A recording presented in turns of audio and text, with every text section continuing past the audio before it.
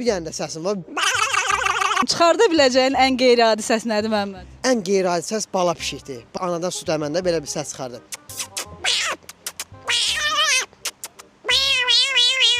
Məhəmməd, necə gəlmisən buna? Bunu bir professional olaraq özümdə kəşf elədim onu mən.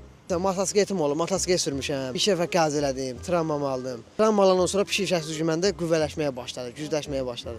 Nə pişik səsi istəsən, yəni məndə var. Bir dənə də səsim var. O pişiyi salafana qoysana, belə sigərsən var, onun səsi. Pişik salafana qoymusan, iş düzündür. Yox, sən nəfəs kəsir, amma yəni qoyanda o... Heyvan sevərlər gələcək üstümüzə.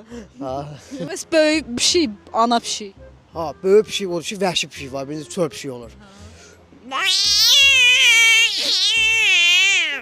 Ev pişiyi.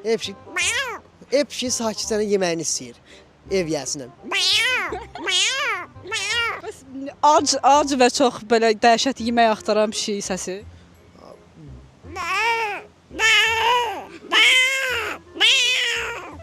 Heç olmasa minimum Məhəmməd kimi miyaldıyın heç nə deyəmirsiniz sizə də. Miyaldıyın. Bizim insanlarımızın içərisində asqarbit eləyənim.